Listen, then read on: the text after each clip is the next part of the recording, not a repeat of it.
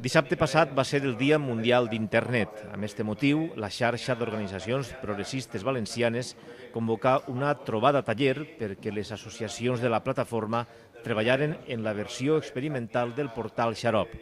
Este portal vol ser un altaveu de les seues activitats perquè les organitzacions obtinguen més ressonància i repercussió mediàtica.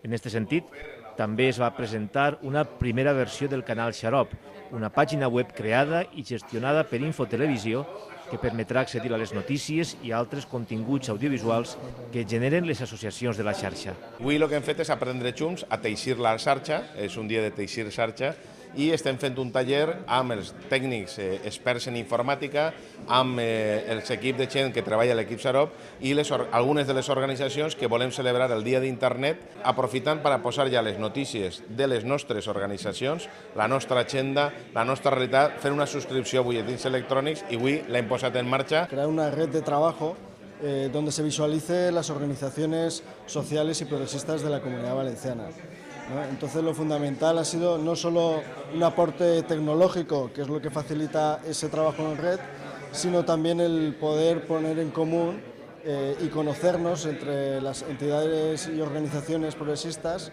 Nuestro interés en participar en la xarxa es por dar a conocer en principio al entorno inmediato del colegio las inquietudes, la dirección que lleva el AMPA, en qué queremos colaborar y beneficiar en lo que es el sistema educativo.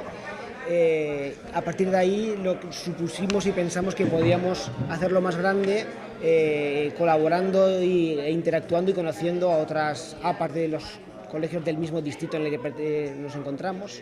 Y luego pensamos, ¿y por qué no más grande? Hagámoslo a nivel de toda Valencia y coordinémonos.